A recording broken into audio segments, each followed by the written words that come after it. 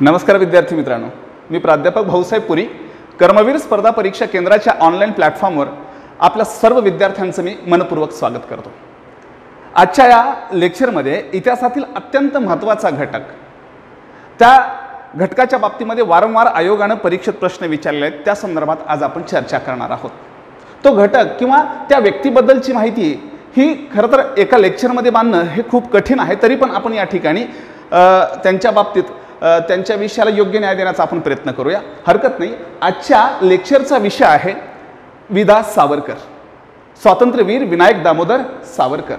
सावरकर म्हणल्यानंतर आपल्याला आठवतं, ने मजसीने परत मातृभूमीला सागरा प्राण तळमळला, ही त्यांची एक सुंदर अशी कविता, ज्या कवितेच्या माध्यमातून त्यांनी आपलं मातृभूमीविषयी असणारं प्रेम हे व्यक्त केलेलं आपल्याला पाहायला भेटतं। चला तर मग विद्यार्थी मित्रांनो, सावरकरांच्या जीवनाच्या बाबतीमध्ये आपण थोडंसं या ठिकाणी चर्चा करूया। सावरकर हे एक भारताच्या स्वातंत्र्य चळवळीतील एक महत्त्वपूर्ण नाव। त्या सावरकरांच्या बाबतीमध्ये बघायचं म्हणलं तर सावरकर आपण पाहतोय, सावरकरांचा जन्म 28 मे 1883 ला नाशिक जिल्ह्यातील भगूर या ठिकाणी झालेला आपल्याला पाहायला भेटतो। नाशिक जिल्ह्यातील भगूर या ठिकाणी सावरकरांचा जन्म झालेला आपल्याला दिसून येतोय। वडील दामोदरपंत, आई राधाबाई। इवन सावरकर हे दामोदररावांचे दुसरे चिरंजीव होते, म्हणजेच सावरकरांचे मोठे बंधू बाबाराव सावरकर आणि सावरकरांना आणखीन एक धाकटे भाऊ म्हणजे छोटे भाऊ होते, त्यांचं नाव नारायण। 1901 मध्ये सावरकरांचा विवाह झाला यमुनाबाईंसोबत आणि मग पुढे आपण पाहतोय त्यांच्या संसाराला काही फुलं उमललेली आपल्याला पाहायला भेटतात, त्यांना अपत्य झालेली आपल्याला दिसून येत आहेत। मग ती कोण होती तर प्रभाकर, प्रभा, शालिनी आणि विश्वास ही त्यांच्या मुलांची नावं असलेली आपल्याला पाहायला भेटत आहेत पहा। आणि सावरकरांची ही प्राथमिक माहिती या ठिकाणी आपल्याला पाहायला भेटते। पण सावरकर हे क्रांतिकार्याकडे किंवा स्वातंत्र्याच्या चळवळीकडे कशा पद्धतीने वळले किंवा त्यांच्यावर काय नेमका प्रभाव पडला या बाबतीत सुद्धा आपल्याला जाणून घेणं गरजेचं आहे। त्यामुळं आपण सावरकरांच्या बाबतीमध्ये बघत असताना या ठिकाणी आपण पाहतोच बघा, सावरकरांवर काही महत्त्वपूर्ण व्यक्तींचा प्रभाव पडलेला आहे। मग त्यामध्ये कोण? मग आपण पाहतोय सावरकरांवर प्रभाव पडलेल्या व्यक्तींमध्ये आपण पाहतोय आपल्या महाराष्ट्राचं आराध्य दैवत, ज्यांना की आपण मानाचा मुजरा करतो, ते छत्रपती शिवराय, छत्रपती शिवाजी महाराजांच्या विचारांचा प्रभाव सावरकरांवर होता। एवढंच नाही, इटालीचा स्वातंत्र्यवीर जोसेफ मॅझिनी याच्याही विचाराचा प्रभाव आपण पाहतोय बघा। जोसेफ मॅझिनीच्या सुद्धा विचाराचा प्रभाव सावरकरांवर जाणवताना आपल्याला दिसून येतो। बाल्यावस्थेमध्ये ह्या व्यक्तींचे विचारांचा प्रभाव हा सावरकरांवर मोठ्या प्रमाणावर जाणवला। त्यामुळं सावरकर हे व्यक्तिमत्व जडणघडण होत असताना ह्या विचारांचा प्रभाव त्यांच्यावर आपल्याला असलेला दिसून येतो, हरकत नाही। मग पुढे आपण पाहतोय शालेय जीवनामध्ये मार्गक्रमण करत असताना लोकमान्य टिळक यांचे कट्टर समर्थक, खंदे समर्थक असणारे अनंत बर्वे यांचं मार्गदर्शन सावरकरांना लाभलेलं आपल्याला पाहायला भेटतं आणि यातून सावरकरांचं व्यक्तिमत्व हे घडलेलं आपल्याला दिसून येतं पहा। मग सावरकर हे क्रांतिकार्याकडे कशा पद्धतीनं खेचले गेले त्याच्या पाठीमागे सुद्धा काही कारणं असलेली आपल्याला पाहायला भेटतात बघा। सावरकर यांना क्रांतिकार्याची प्रेरणा जर कुणाकडून मिळालेली असेल तर ती चाफेकर बंधूंकडून। चाफेकर बंधू म्हणल्यानंतर आपल्याला आठवतं रँडचा वध, पुण्यामध्ये प्लेगची साथ असताना रँडनं घातलेलं थैमान आणि ह्या रँडचा वध करण्यासाठी चाफेकर बंधूंनी केलेली शिताफ। त्या चाफेकरांच्या कार्यापासून आपण पाहतो सावरकरांना क्रांतिकार्याची प्रेरणा मिळाली, कारण 18 एप्रिल 1898 ला चाफेकर बंधूंना फासावर लटकवलं गेलं। ही घटना सावरकरांना व्यथित करते। त्यावेळेस सावरकरांचं वय अवघं 15 वर्ष आहे। या घटनेनं व्यथित होऊन सावरकर आपली कुलदेवता भगवती देवी समोर शपथ घेत आहेत क्रांतिकार्याची। बघा, जोपर्यंत माझ्या अंगामध्ये, माझ्या शरीरामध्ये श्वास आहे तोपर्यंत, बघा शेवटच्या श्वासापर्यंत चाफेकरांचं राहिलेलं अपूर्ण कार्य मी पूर्ण करेन, अशा प्रकारची शपथ कुलदैवतेसमोर सावरकर घेताना आपल्याला पाहायला भेटतात। वय वर्ष अवघं 15 हेही आपल्याला या ठिकाणी पाहायला भेटतं। आणि त्यातूनच मग पुढे आपण पाहतोय सावरकर हे क्रांतिकार्यानं प्रेरित होऊन काय करतायत तर एक संघटना सुरू करताना आपल्याला पाहायला भेटतात. त्र्यंबकराव म्हसकर बघा, चाफेकरांपासून क्रांतिकार्याची प्रेरणा घेऊन पुढे सावरकरांनी काय केलं, राष्ट्रभक्त समूह बघा, राष्ट्रभक्त समूह नावाची संघटना 1899 मध्ये आपण पाहतोय ही सुरू केली. 1899 मध्ये राष्ट्रभक्त समूह नावाची संघटना सावरकरांनी सुरू केली आणि ही संघटना सुरू करण्यासाठी सावरकरांना सहकार्य लाभलं ते कुणाचं, मग त्यामध्ये आपण नंबर 1 पाहतो त्र्यंबकराव म्हसकर, सावजी कृष्णा पागे, ह्या 2 व्यक्तींचं सहकार्य विनायक दामोदर सावरकरांना राष्ट्रभक्त समूह संघटना स्थापन करण्यासाठी मिळालेलं आपल्याला पाहायला भेटते. सुरुवातीला आपण पाहतो ही संघटना अस्तित्वात आणली. पुढे याच संघटनेचं रूपांतर जर बघितलं तर कशात केलं सावरकरांनी, मित्रमेळा. आता मित्रमेळा ही संघटना 1 जानेवारी 1900 ला मित्रमेळा नावाची संघटना स्थापन केलेली आपल्याला पाहायला भेटते. आता या मित्रमेळा संघटनेवर आयोगानं आपल्याला प्रश्न विचारला आहे. आय थिंक 2016-2017 या 2 वर्षापैकी एका वर्षामध्ये आपण पाहतो आयोगानं प्रश्न विचारलेला आहे की बाबा मित्रमेळा या संघटनेचा उद्देश काय होता. तर मित्रमेळा या संघटनेचा उद्देश जर बघायचं म्हणलं तर आपण पाहतो गणपती उत्सव साजरा करणे. गणपती उत्सव साजरा करणे, लोकमान्य टिळकांनी गणपती उत्सव सर्वप्रथम आपल्या भारतामध्ये साजरा करायला सुरुवात केलेली आपल्याला पाहायला भेटते. तो गणपती उत्सव साजरा करण्याचा उद्देश डोळ्यासमोर ठेवून मित्रमेळा नावाची संघटना 1 जानेवारी 1919 ला स्थापन केलेली आपल्याला पाहायला भेटते. मग याच मित्रमेळा संघटनेतून साहसी, धाडसी, निर्भयी, मुत्सद्दी आणि देशाप्रती प्रेम असणारी त्यागी जी काही तरुण मंडळी होती त्या तरुण मंडळींना एकत्रित करून सावरकरांनी काय केलं तर सावरकरांनी आणखीन एक संघटना अस्तित्वात आणली. मित्रमेळेचंच रूपांतर पुढे आपण पाहतोय सावरकरांनी कशात केलं तर अभिनव भारत संघटनेमध्ये. बघा, अभिनव भारत संघटनेमध्ये सावरकरांनी आपण पाहतो रूपांतर केलं आपल्याला पाहायला भेटतं मित्रमेळेचं आणि ती अभिनव भारत संघटना या ठिकाणी आपल्याला पाहायला भेटते. बघा, अभिनव भारत संघटना. अभिनव भारत संघटना जर बघायची म्हणली स्थापना कधी 1904 मध्ये. बघा, अभिनव भारत संघटनेची स्थापना 1904 मध्ये ही सावरकरांनी केली, विनायक दामोदर सावरकरांनी. आणि ही संघटना स्थापन करण्यामध्ये त्यांचे ज्येष्ठ बंधू, त्यांचे वडील बंधू बाबाराव सावरकरांनी मोठ्या प्रमाणावर योगदान दिलं. आता अभिनव भारत संघटना ही स्थापन करण्यापाठीमागचा उद्देश काय होता, नेमका काय उद्देश मांडला सावरकरांनी अभिनव भारत संघटनेच्या स्थापनेपाठीमागचा, तर मग आपण पाहतो. बघा, अभिनव भारत संघटनेचा उद्देश जर बघायचं म्हणलं तर प्रदेशात किंवा परदेशातील शस्त्रास्त्र खरेदी करणे आणि भारतातील क्रांतिकार्यासाठी ते पुरविणे. अभिनव भारत संघटनेचा पहिला उद्देश परदेशातील शस्त्रास्त्र खरेदी करायचे आणि ती क्रांतिकार्यासाठी पुरवायचे. हा पहिला उद्देश आपल्याला पाहायला भेटतो. दुसरा उद्देश बघा, भारतीय सैनिक जे ब्रिटिशांच्या पदरी भारतीय लोक सैनिक म्हणून कार्यरत होते त्या भारतीय सैनिकांमध्ये ब्रिटिश सरकारच्या विरोधात, ब्रिटिशांच्या विरोधामध्ये आपण पाहतो काय प्रचार प्रसार करणे.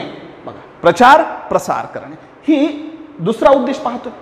इव्हन एवढंच नाही, स्वदेशी बहिष्कार. बघा, एक स्वदेशी बहिष्कार आणि राष्ट्रीय शिक्षण यांच्या माध्यमातून एक जनमत तयार करणे, लोकांमध्ये राष्ट्रवादाची भावना, क्रांतिकार्यासाठी लागणारी भावना निर्माण करणे, ह्या 3 सूत्रांच्या माध्यमातून. कुठल्या? स्वदेशी, बहिष्कार आणि राष्ट्रीय शिक्षणाच्या माध्यमातून.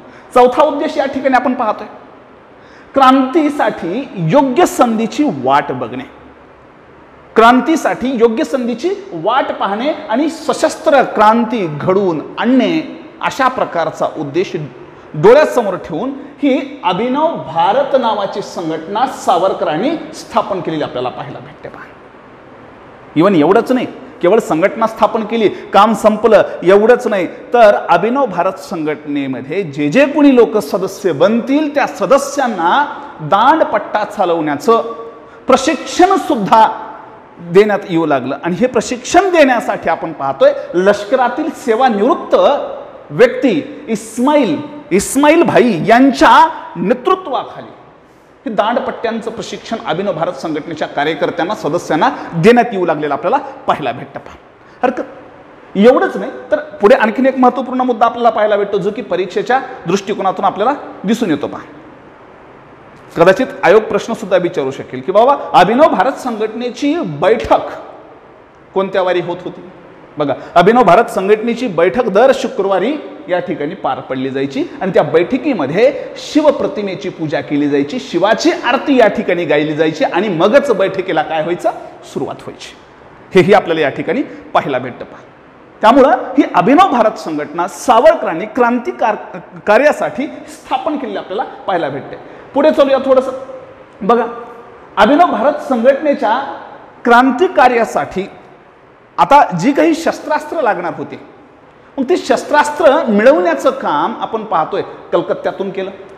कलकत्त्यातून कोणाकडून, मग कलकत्त्याच्या त्र्यंबक चक्रवर्ती, कलकत्त्याच्या त्र्यंबक चक्रवर्ती यांच्याकडून बंदुका, रायफली, दारुगोळा ही इत्यादी साहित्य क्रांतिकार्यासाठी अभिनव भारत संघटनेच्या ही मिळवण्याचं काम झालेलं आपल्याला पाहायला भेटतं. इव्हन एवढंच नाही, बघा, अभिनव भारत संघटनेचे खंदे समर्थक बर्वे यांचा कोठुरे येथील वाडा अभिनव भारत संघटनेचं शस्त्रागारच बनलं होतं. बघा, गोदामच बनलेलं आपल्याला पाहायला भेटलं अभिनव भारत संघटनेच्या शस्त्रास्त्राचं, बर्वेंचा कोठुरे इथला वाडा. मग पुढे आपण पाहतो सावरकरांनी बघा शिक्षण घेत घेत हा सगळा क्रांतिकार्याचा घाट घातलेला आपल्याला पाहायला भेटतो. प्राथमिक शिक्षण तर सावरकरांचं आपण पाहतोय नाशिकमध्ये झालं, पुढे 1902 मध्ये पुण्यामध्ये आले फर्ग्युसन कॉलेजमध्ये महाविद्यालयीन शिक्षण घेण्यासाठी. पुण्यातलं फर्ग्युसन इथलं महाविद्यालयीन शिक्षण पूर्ण केलं आणि मग पुढे आपण पाहतोय मुंबईच्या विल्सन कॉलेजमध्ये त्यांनी LLB कंप्लीट केलेलं आपल्याला पाहायला मिळतं. आणि हे करत असतानाच 1905 मध्ये सावरकरांनी परदेशी कपड्यांची होळी सुद्धा केलेली आपल्याला दिसून येते. दसऱ्याच्या मुहूर्तावर दसऱ्याचा मुहूर्त साधून परदेशी कपड्यांची होळी हे सावरकर करताना आपल्याला पाहायला भेटतात. बघा, 1905 मध्ये सावरकरांनी दसऱ्याच्या मुहूर्तावर परदेशी कपड्यांची होळी केली आणि ही होळी कुठं झाली तर पुण्यामध्ये एक लकडी ब्रिज आहे, आज सुद्धा आहे.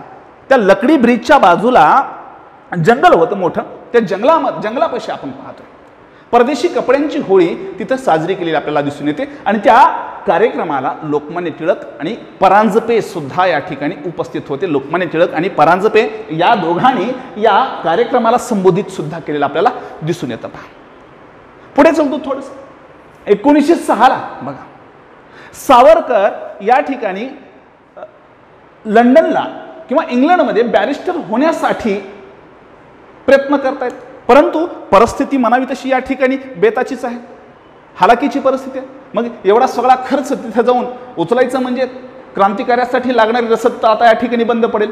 ह्या विचारातून सावरकर थोडेसे व्यतीत होतात आणि लोकमान्य टिळकांसोबत त्यांचा संपर्क होतो आणि लोकमान्य टिळकांना ते म्हणतात की मला इंग्लंडला जायचं आहे आणि बॅरिस्टर व्हायचं.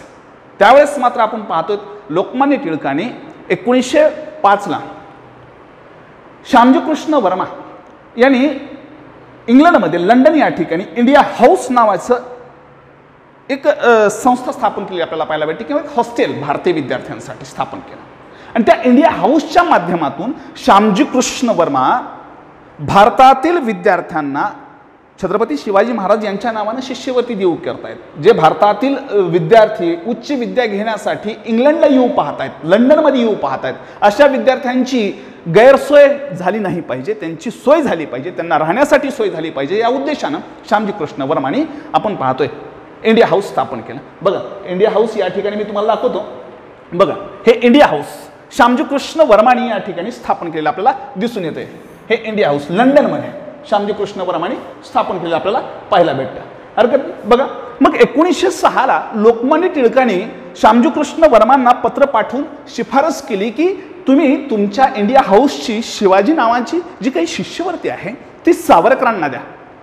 श्यामजी कृष्ण वर्माने ही मग आपण पाहतो 1906 ला सावरकरांना ही शिवाजी नावाची स्कॉलरशिप देऊ केली आणि त्या स्कॉलरशिपच्या माध्यमातून सावरकर हे लंडनला गेलेले आपल्याला पाहायला भेटतात. पण लंडनला जाण्याच्या अगोदर सावरकरांनी अभिनव भारत संघटनेचं संपूर्ण कार्य हे आपले ज्येष्ठ बंधू वडील बंधू बाबाराव सावरकरांकडे सुपूर्त केला.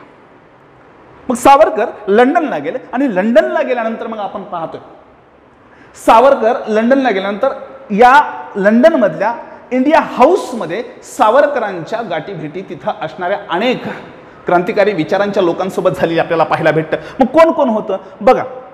सावरकर ज्यावेळेस लंडनला गेले त्यावेळेस मग आपण पाहतोय सावरकर ज्यावेळेस इंडिया हाऊसमध्ये गेले त्यावेळेस इंडिया हाऊसमध्ये सिकंदर हयात खान, सावरकरांना कोण भेटलं? सिकंदर हयात खान, डॉक्टर राजन विवी, मदनलाल धिंगरा. बघा मदनलाल धिंगरा ज्याने की जॅक्सनची मदनलाल धिंगराने कर्जन वैलीची हत्या केली आपल्याला पाहायला भेटते, जे की सावरकरांचे एक शिष्य म्हणून ओळखले जातात. बरं, पुढे बॅरिस्टर मिर्झा अब्बास, मॅडम भिकाजी कामा, निरंजन पाल म्हणजे बिपिनचंद्र पाल यांचे चिरंजीव. हे सहकारी लोक सावरकरांना इंडिया हाऊसमध्ये लाभलेले आपल्याला पाहायला भेटतात. इंडिया हाऊसमध्ये आता सावरकर इंडिया हाऊसमध्ये गेल्यानंतर सावरकरांनी इंडिया हाऊसला क्रांतिकारकाचं तिथलं केंद्रच बनवून टाकलेलं आपल्याला पाहायला भेटतं. कारण सावरकर भलेही बॅरिस्टर होण्यासाठी इंग्लंडला गेले असले तरी मातृभूमीच्या बाबतीमध्ये मात्र प्रेम किंवा मातृभूमीविषयी असणारं प्रेम कायमस्वरूपी त्यांच्या मनामध्ये, आणि आपली मातृभूमी ही ब्रिटिशांच्या जोखडात अडकलेली आहे हे कायमस्वरूपी त्यांच्या लक्षात होतं. आणि त्यासाठीच मग आपण पाहतो सावरकर थोडेसे व्यतीत व्हायचे आणि सावरकर मग तिथून अभिनव भारत संघटनेच्या क्रांतिकार्यासाठी लागणारी शस्त्रास्त्र पुरवताना आपल्याला पाहायला भेटतात. काही गोष्टी आपल्याला पाहायच्या पुढे. बघ मग आपण पाहतो सावरकर हे इंडिया हाऊसमध्ये गेल्यानंतर सावरकरांना हे सहकारी लाभलेले आपल्याला पाहायला भेटतात. इव्हन एवढंच नाही, इंडिया हाऊसमध्ये गेल्यानंतर सावरकरांनी काय केलं, क्रांतिकार्यासाठी लागणारं जे काही साहित्य आहे मग ते दारुगोळा असेल, शस्त्र असेल किंवा बॉम्ब बनवण्याचं तंत्रज्ञान असेल ते आपल्याला अवगत झालं पाहिजे, क्रांतिकारकांना अवगत झालं पाहिजे, जेणेकरून क्रांतिकार्यासाठी त्याचा उपयोग होईल ब्रिटिशांच्या विरोधात. म्हणून सावरकरांनी काय केलं, सेनापती बापट, हेमचंद्र दास ह्या दोघांना रशियामध्ये पाठवले बॉम्ब बनवण्याचं तंत्रज्ञान शिकण्यासाठी, बॉम्ब बनवण्याची रेसिपी शिकण्यासाठी, तंत्रज्ञान शिकण्यासाठी. बघ कुणाला? सेनापती बापट, हेमचंद्र दास या दोघांना रशियात पाठवलेलं आपल्याला पाहायला भेटतं प्रशिक्षणासाठी.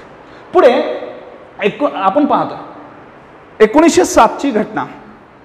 1907 मध्ये सावरकरांनी इंडिया हाऊसमध्ये 1857च्या उठावाचं सुवर्ण महोत्सवी वर्ष तिथं साजरा केला. 50वा वाढदिवस 1857च्या उठावाचा इंडिया हाऊसमध्ये साजरा केलेला आपल्याला पाहायला भेटतो.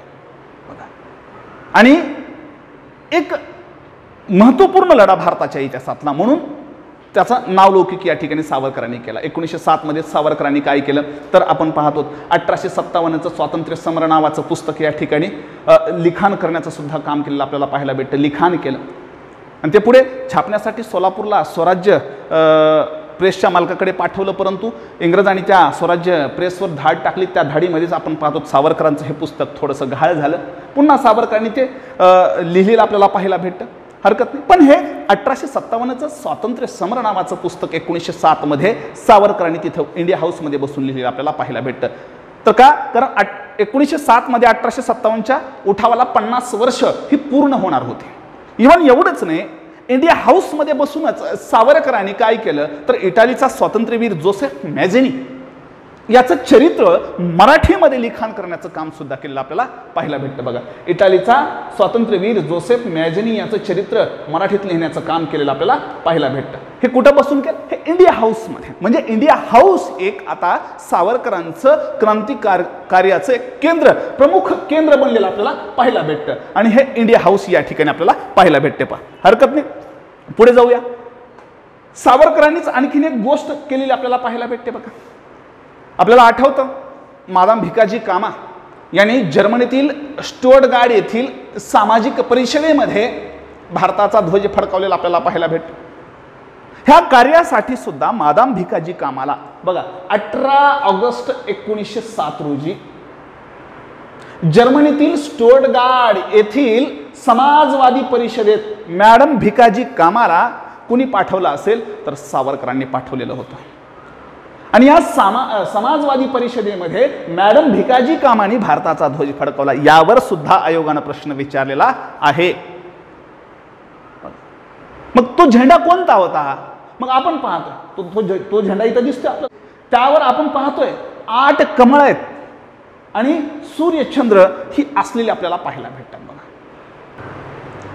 बघा मादाम भिकाजी कामा यांनी 18 ऑगस्ट 1907 रोजी जर्मनीतील स्टुटगार्ट इथल्या समाजवादी परिषदेमध्ये भारताचा ध्वज फडकवला आणि त्या ध्वजावर 8 कमळ, सूर्य आणि चंद्र आणि वंदे मातरम हे लिखाण केलेलं आपल्याला पाहायला भेटतं. यावर आयोगानं आपल्याला प्रश्न विचारलेला आहे.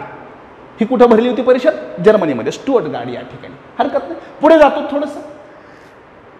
आता 1909 ची जर घटना बघितली तर 1909 मध्ये अभिनव भारत संघटनेच्या कार्याबद्दल ब्रिटिश सरकारला थोडीशी कुणकुण लागली. कारण ब्रिटिश सरकार ही क्रांतिकार्य करणाऱ्या लोकांचा पाठलाग करत असताना आपल्याला पाहायला भेटतं. आणि झालं असं 1909 मध्ये अभिनव भारत संघटनेचाच एक कार्यकर्ता, त्या कार्यकर्त्यांनी इंग्रजांना अभिनव भारत संघटनेच्या कार्याची माहिती दिली. त्या अनुषंगानं आपण पाहतो इंग्रजांनी अभिनव भारत संघटनेच्या विविध कार्यालयावर छापे टाकलेले आपल्याला पाहायला भेटतात. 1909 मध्ये बघा, 1909 मध्ये अभिनव भारत संघटनेच्या मुख्य कार्यालयावर छापा टाकला. त्या छाप्यामध्ये अनेक आक्षेपार्ह अशी कागदपत्रे ही इंग्रजांच्या हातामध्ये लागली. त्यामुळे इंग्रजांनी अभिनव भारत संघटनेचे जे काही प्रमुख होते त्या टायमाला, कोण, बाबाराव सावरकरांना पकडलं, त्यांच्यावर खटला भरला, राजद्रोहाचा आरोप ठेवला आणि राजद्रोहाच्या आरोपाखाली आपण पाहतोय बाबाराव सावरकरांना काळ्या पाण्याची शिक्षा ही दिली गेलेली आपल्याला पाहायला भेटते. केवळ मुख्य कार्यालयावरच या ठिकाणी आपण पाहतोय छापे टाकले अशातला भाग नाही. अभिनव भारत संघटनेचं पेनचं कार्यालय आहे किंवा कोठुरे येथील जो काही वाडा होता बर्वेंचा, त्या वाड्यावर सुद्धा आपण पाहतो छापा टाकला आणि त्याच्यात मोठ्या प्रमाणावर शस्त्रास्त्र ही सापडलेली आपल्याला पाहायला भेटतात. ही 1909 ची घटना या ठिकाणी घडताना आपल्याला पाहायला भेटते. मग आता ज्या वेळेस आपण पाहतोय 1909 मध्ये बाबाराव सावरकरांना इंग्रज सरकारनं अटक केली आणि काळ्या पाण्याची शिक्षा दिली. त्यामुळे चिडून अभिनव भारत संघटनेचा कार्यकर्ता अनंत लक्ष्मण काणेरे, अनंत लक्ष्मण काणेरे या अभिनव भारत संघटनेच्या तरुण कार्यकर्त्याने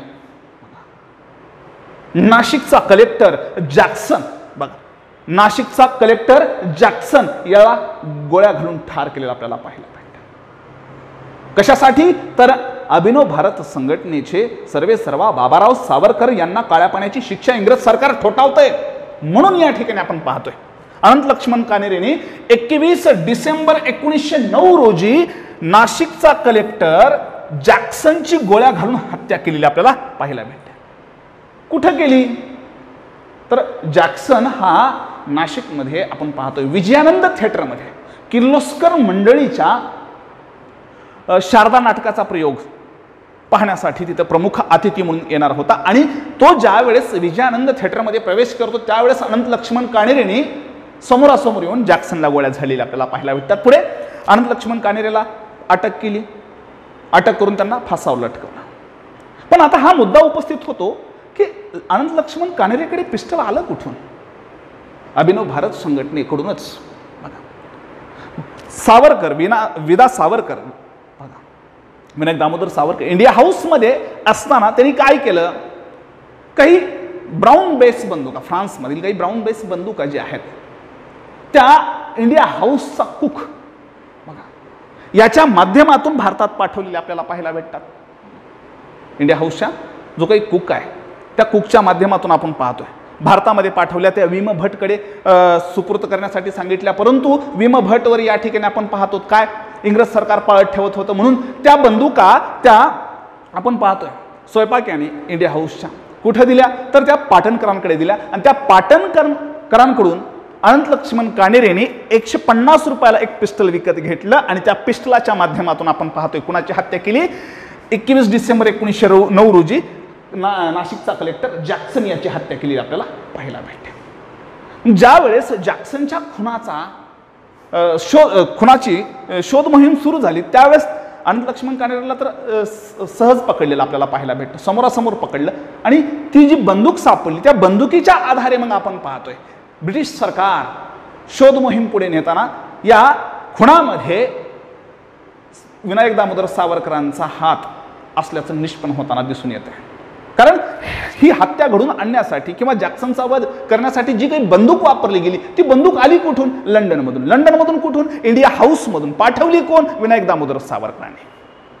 ह्या घटना घडताना आपल्याला पाहायला भेटतात पहा. त्यामुळे सावरकरांच्या बाबतीमध्ये मात्र आता इंग्रज सरकारचा दृष्टिकोन हा बदलला आणि इंग्रज सरकारनं भारतातील तात्काळ इंग्लंडमधल्या सरकारशी संपर्क साधलेला आपल्याला पाहायला भेटतं आणि भारतामध्ये कळवलं की बाबा इंडिया हाऊसमध्ये राहणारे विनायक दामोदर सावरकर हे देशद्रोही कार्य करतायत, इंग्रज सरकारच्या विरोधात कार्य करतायत, क्रांतिकारी कार्य करतायत, त्यांना अटक होणं गरजेचं आहे. पण त्याच वेळेस बघा जानेवारी 1910 मध्ये इंग्लंडच्या सरकारनं सावरकरांवर अटक वॉरंट काढलं खरं, परंतु सावरकर जानेवारी 1910 मध्येच पॅरिसला गेलेत. पॅरिसमध्ये मग तिथं पॅरिसमध्ये बसूनच मग आपण पाहतोय सुरुवातीला मी म्हणलेली कविता ने मदसीने परत मातृभूमीला सागरा प्राण तळमळला, ही कविता लिहिली. अतिशय सुंदर कविता आहे. मातृभूमीविषयी ओढ कशा पद्धतीची असावी याचं वर्णन सावरकरांच्या कवितेमध्ये आपल्याला पाहायला भेटते. एखादा व्यक्ती मातृभूमीवर एवढं सुद्धा प्रेम करू शकतो याचं मूर्तिमंत उदाहरण हे सावरकर आपल्याला दिसत आहेत. पहा, ने मजसीने, हे सागरा ने मला माझ्या मातृभूमीकडे ने. आता मी खूप दिवस झाला माझ्या मातृभूमीच्या पासून दूर आहे, मला विरह सहन होत नाही. सागरा माझा प्राण तळमळतोय. अशा प्रकारचं वर्णन सावरकरांनी आपल्या या पॅरिसमधल्या समुद्रकिनारी बसून केलेल्या लिखाणात आपल्याला दिसून येतं. पहा, हरकत सावरकर पॅरिसला गेले होते. इकडे इंग्लंडच्या सरकारनं मात्र सावरकरांना राजद्रोहाच्या आरोपाखाली फरार म्हणून घोषित केलेलं आहे. सावरकरांना पकडण्यासाठी आता पूर्णपणे एक ट्रॅप आखलेला आपल्याला पाहायला भेटतो. इव्हन एवढंच नाही, सावरकरांना पकडण्यासाठी 2 अधिकारी सुद्धा नियुक्त केले. त्या अधिकाऱ्यांची नाव आहेत बघा, एडवर्ड पार्कर. बघा, एडवर्ड पार्कर आणि जॉन पॉवर. जॉन पॉवर नाही, जॉन पॉवर. ही 2 व्यक्ती आपण पाहतो ही नियुक्त केले सावरकरांना अटक करण्यासाठी. मग पुढे आपण पाहतोय सावरकर 13 मार्च 1910 रोजी सावरकर विक्टोरिया स्टेशनवर, लंडनमधील विक्टोरिया स्टेशनवर उतरल्या सावरकरांना एडवर्ड पार्कर आणि जॉन पॉवर या दोघांनी अटक केलं. आणि सावरकरांना अटक करून आपण पाहतोय 1 जुलै 1910 रोजी मोरिया बोटीवर लादून मोरिया बोटीच्या माध्यमातून भारताकडे आणण्याचा कार्यक्रम सुरू झाला. आणू लागले. पण 7 जुलै 1910 रोजी ज्या वेळेस ही मोरिया बोट फ्रान्सच्या मार्सेल बंदरामध्ये आली त्यावेळेस मात्र सावरकरांनी बाथरूमच्या पोर्ट होल मधून समुद्रात उडी घेतली आणि ते मार्सेल बंदराकडे पोहू लागले. मार्सेल बंदरात पोहोचले. मार्सेल बंदर हे फ्रान्सच्या ताब्यात होतं आणि ज्या वेळेस ते मार्सेल बंदराच्या किनाऱ्यावर पोहोचले तिथं गस्त घालणारे फ्रान्सचे काही पोलीस होते. त्या पोलिसाला, अधिकाऱ्यांना सावरकर हे इंग्रजीमधून संभाषण करून सांगतायत, परंतु त्यांना सावरकरांचं म्हणणं समजलं नाही. पण इकडं मात्र आपण पाहतोय सावरकरांच्या पाठीमागे इंग्रज सरकार धावत मार्सेल बंदरात गेलं. तिथं आपण पाहतो सावरकरांना पुन्हा एकदा अटक करण्यात आली. फ्रान्सच्या पोलिसांनी सावरकरांना पुन्हा इंग्रजांच्या ताब्यात सुपूर्द केला. असं म्हणतात की मार्सेल बंदरामध्ये सावरकरांनी ज्या वेळेस उडी घेतली तो प्लॅन आखलेला होता. मॅडम भिकाजी कामा, वर्मा ह्या लोकांनी प्लॅन आखला होता की सावरकर मार्सेल बंदरामध्ये पोहोचल्यानंतर ते समुद्रातून उडी मारून फ्रान्सच्या किनाऱ्यावर येतील आणि तिथून सावरकरांना आपण पळवून न्यायचा, असाही विचार या ठिकाणी मांडला. पण सावरकरांनी मार्सेल बंदरात उडी घेतली. ही उडी ऐतिहासिक आहे. बघा, 7 जुलै 1910 रोजी आपण पाहतोय. 7 जुलै, पुन्हा एकदा तारीख नोट करा, 7 जुलै 1910 रोजी आपण पाहतोय फ्रान्सच्या मार्सेल बंदरात उडी घेतलेली आपल्याला दिसून येते. सावरकर खूप एक मोठं व्यक्तिमत्व.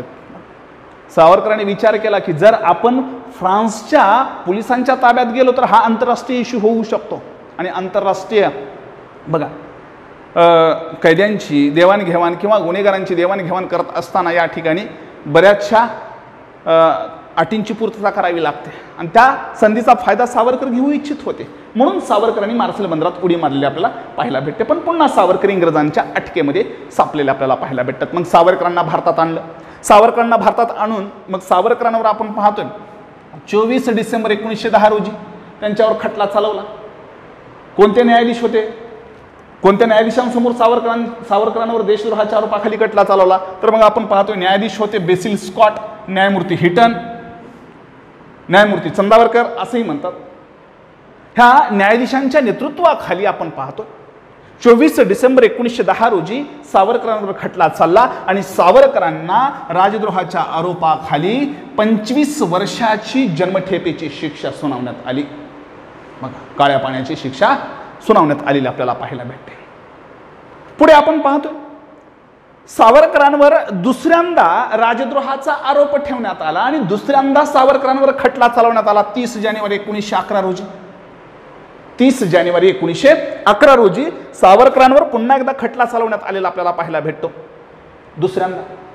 त्याचं कारण काय तर आपण पाहतो अनंत लक्ष्मण काणेरेंनी जॅक्सनची जी काही हत्या केली होती त्या हत्येच्या किंवा त्या हत्येमध्ये किंवा त्या हत्येला आपण पाहतोय घडून आणण्यासाठी पाठिंबा दर्शवला किंवा शस्त्रास्त्र पुरवले म्हणून अशा प्रकारचा दोष सावरकरांवर ठेवला आणि दुसऱ्यांदा सावरकरांवर आपण पाहतो जन्मठेपेचा खटला चालवण्यात आला आणि दुसऱ्यांदा आपण पाहतो पुन्हा एकदा 25 वर्षाची जन्मठेपेची शिक्षा सुनावली गेलेली आपल्याला पाहायला भेटते. एकूण आता 50 वर्षाची जन्मठेपेची शिक्षा. सावरकरांना अगोदरच एका खटल्यामध्ये 25 वर्ष आणि आता दुसऱ्या खटल्यामध्ये 25. सावरकरांना घेऊन येणारा जेलर मात्र या ठिकाणी बुचकुळ्यात पडला आणि तो पुटपुटला, ओ माय गॉड 50 इयर्स. त्यावेळेस सावरकरांनी उत्तर दिलं 50 वर्ष इंग्रजांचं राज्य टिकेल तरच ना, त्यामुळं काळजी करण्याचं काही कारण नाही. पुढे आपण पाहतोय सावरकरांची रवानगी 1911 मध्ये अंदमानमध्ये केलेली आपल्याला पाहायला भेटते. अंदमानच्या सेल्युलर जेलमध्ये, जे की जेल अतिशय प्रसिद्ध असलेलं आपल्याला पाहायला भेटतं. एक ब्रिटिशांच्या विरोधात जास्तीत जास्त कारवाया केलेल्या असतील किंवा ब्रिटिश सरकारला ज्यांच्यापासून भीती वाटत होती अशा पकडलेल्या लोकांना कुठं नेऊन ठेवायचे? ते अंदमानच्या तुरुंगामध्ये नेऊन ठेवताना आपल्याला पाहायला भेटतात. अंदमानकडे रवानगी केलेली आपल्याला दिसून येते. पहा, हरकत नाही. बघा, हा अंदमानचा सेल्युलर जेल या ठिकाणी आपल्याला पाहायला भेटतो. सावरकर इथंच आपण पाहतो 1924 पर्यंत, 1911 ते 1924 पर्यंत याच तुरुंगामध्ये सावरकर काय करतायत? वास करताना आपल्याला पाहायला भेटतात. सावरकरांवर या तुरुंगामध्ये प्रचंड अन्याय अत्याचार झालाय. नारळाचं केसर कुटायला लावलेलं आपल्याला पाहायला भेटतं, घाण्याला झोपलेलं आपल्याला दिसून येतं. म्हणजे कठोर परिश्रम सावरकरांकडून या तुरुंगामध्ये करून घेतलेले आपल्याला दिसून येतात. तरी पण सावरकरांनी मात्र या ठिकाणी आपण पाहतोय स्वतःची देशभक्ती या सोडलेली नाही. हरकत नाही. 1924 पर्यंत सावरकरांना अंदमानाच्या तुरुंगात कैदेत ठेवलेलं आपल्याला पाहायला भेटतं. पुढे विठ्ठलभाई पटेल आणि रंगास्वामी अयंगार. रंगास्वामी अयंगार आणि विठ्ठलभाई पटेल या दोघांच्या म्हणण्यानुसार इंग्रज सरकारनं किंवा या दोघांच्या मदतीनं सावरकरांना अंदमानातून भारतात परत आणण्यात आलं. कुठं आणलं गेलं? रत्नागिरीला. बघा, रत्नागिरीला आणलेलं आपल्याला पाहायला भेटतं. आता प्रश्न असाही पडू शकतो. बघा, आयोगाने एक वेळेस विचारलं सावरकरांना इंग्लंडमधून भारतामध्ये आणत असताना कोणत्या बोटीचा वापर केला किंवा त्या बोटीचं नाव काय? तर ती मोरिया बोट होती. आता प्रश्न असाही निर्माण होऊ शकतो सावरकरांना अंदमानातून ज्यावेळेस भारतात आणलं गेलं रत्नागिरीमध्ये त्यावेळेस कोणत्या बोटीनं आणलं? त्या बोटीचं नाव आहे महाराजा. बघा, त्या बोटीचं नाव काय? महाराजा. महाराजा बोटीनं आपण पाहतोय सावरकरांना भारतात आणलं. मग पुढे आपण पाहतोय 6 जानेवारी 1924ला भारतात आल्यानंतर रत्नागिरीमध्ये सावरकरांची इंग्रज सरकारनं काही अटींवर सुटका केली. कुठल्या अटींवर? की सावरकर क्रांतिकारी चळवळीत भाग घेणार नाहीत, स्वातंत्र्य चळवळीमध्ये भाग घेणार नाहीत. ह्या अटींवर सावरकरांची सुटका 6 जानेवारी 1924ला केलेली आपल्याला पाहायला भेटते. मग पुढे आपण पाहतो सावरकरांची खरी सुटका 1937 मध्ये झाली. बघा, सावरकरांची खरी सुटका कधी झाली? 1937 मध्ये. कुपूर सरकार ज्यावेळेस आपल्या प्रांतामध्ये स्थापन झालं, 11 प्रांत होते, त्या प्रांतामध्ये आपण पाहतो कुपूर सरकार एक होतं आमच्या मुंबईचं. त्या कुपूर सरकारच्या म्हणण्यानुसार सावरकरांची सुटका झाली आपल्याला पाहायला भेटते 1937 मध्ये. पण सावरकर या काळामध्ये म्हणजे 1924 पासून सावरकर थोडेसे क्रांतिकार्यापासून स्वतःला बाजूला ठेवून सामाजिक सुधारणेकडे वळताना आपल्याला पाहायला भेटतात, जातीभेद दूर करण्याकडे वळलेले आपल्याला दिसून येत आहेत। रत्नागिरीमधलं पतित पावन मंदिर सावरकरांच्या नेतृत्वाखाली निर्माण झालं, ह्याही गोष्टी आपल्याला पाहायला भेटतात बघा। पण पुढे आपण पाहतो 1937च्या नंतर मात्र सावरकर 1937 ते 1944च्या दरम्यान सावरकर हे हिंदू महासभेशी जोडले गेले। पण सावरकर 1938 मध्ये आपण पाहतोय अखिल भारतीय मराठी साहित्य संमेलनाचे अध्यक्ष सुद्धा बनलेले आपल्याला दिसत आहेत 1938 मध्ये बघा। 1938 मध्ये सावरकर अखिल भारतीय मराठी साहित्य संमेलनाचे अध्यक्ष म्हणून त्यांची निवड झालेली आपल्याला दिसते आणि 1937 ते 1944 पर्यंत सावरकर आपण पाहतोय काय राहिलेत, अध्यक्ष राहिलेले आपल्याला दिसून येतात पहा। त्यामुळं ही सावरकरांच्या बाबतीमध्ये ह्या घटना आपल्याला दिसून येतात पहा। पुढे सावरकरांच्या बाबतीत आणखीन आयोग आपल्याला काय प्रश्न विचारू शकतो याच्याकडे जर थोडंसं लक्ष दिलं तर सावरकरांची काही ग्रंथ आहेत, त्या ग्रंथांच्या बाबतीत सुद्धा आपल्याला परीक्षेत प्रश्न येऊ शकतो। खालीलपैकी कोणती सावरकरांची ग्रंथ होती किंवा सावरकरांनी खालीलपैकी कोणती पुस्तकं लिहिली नाहीत, अशा प्रकारचा प्रश्न असू शकतो। त्यामुळं या पुस्तकांकडे सुद्धा आपण बघणं गरजेचं आहे। मग सावरकरांनी कुठली पुस्तकं लिहिली आहेत बघा। नंबर 1 आपण पाहतोय 1857चा स्वातंत्र्य समर, शिखांचा इतिहास। तिसरं पुस्तक आहे सावरकरांनी लिहिलेलं इटालीचा स्वातंत्र्यवीर जोसेफ मॅझिनी। भारतीय इतिहासातील 6 सोनेरी पाने हे सावरकरांचाच ग्रंथ आहे। हिंदुत्व हा सावरकरांचाच ग्रंथ असलेला आपल्याला पाहायला भेटतो। हिंदू पद पादशाही बघा, हिंदू पद पादशाही, मराठ्यांचं राज्य काय गेलं आणि इंग्रजांचं राज्य आमच्यावर का सुरू झालं याचा उहापोह या ग्रंथामध्ये केलेला आपल्याला पाहायला भेटतो। काळे पाणी नावाचा ग्रंथ सुद्धा सावरकरांनी लिहिलेला आपल्याला दिसतोय। बरं पुढे जातो, संन्यस्त खड्ग 8वा ग्रंथ त्यांचा, 9वा माझी जन्मठेप, 10वा उशाप। यासोबतच सावरकरांनी काही नाटकं सुद्धा लिहिली आपल्याला पाहायला भेटतात। त्यामधलं एक प्रमुख नाटक म्हणजे कुठलं तर उत्तर क्रिया, हे सावरकरांचं नाटक। आणि सावरकरांचं गाजलेले काव्यसंग्रह म्हणजे कोणती तर कमला आणि गोमांतक बघा। कमला आणि गोमांतक ही 2 काव्यसंग्रह या ठिकाणी आपल्याला पाहायला भेटतात। आणि सावरकरांच्या बाबतीमध्ये ही उत्तम लेखाजोखा ही थोडक्यामध्ये आपल्याला पाहायला भेटतो, एक्झाम ओरिएंटेड पाहायला भेटतो। सावरकर 1966 पर्यंत आपण पाहतोय याना त्या कारणानं चर्चेत राहिलेलं व्यक्तिमत्व आपल्याला दिसून येतं। शेवटी मग आपण पाहतोय सावरकरांचा मृत्यू 1966 मध्ये झाला आणि एक सावरकरांचं एक क्रांतिकार्याचं एक समाजकार्याचं एक पर्व या ठिकाणी संपलेलं आपल्याला पाहायला भेटतं। हरकत नाही आहे, हा व्हिडिओ विद्यार्थी मित्रांनो आवडला असेल तर नक्कीच लाईक करा, शेअर करा, सबस्क्राईब करा। धन्यवाद।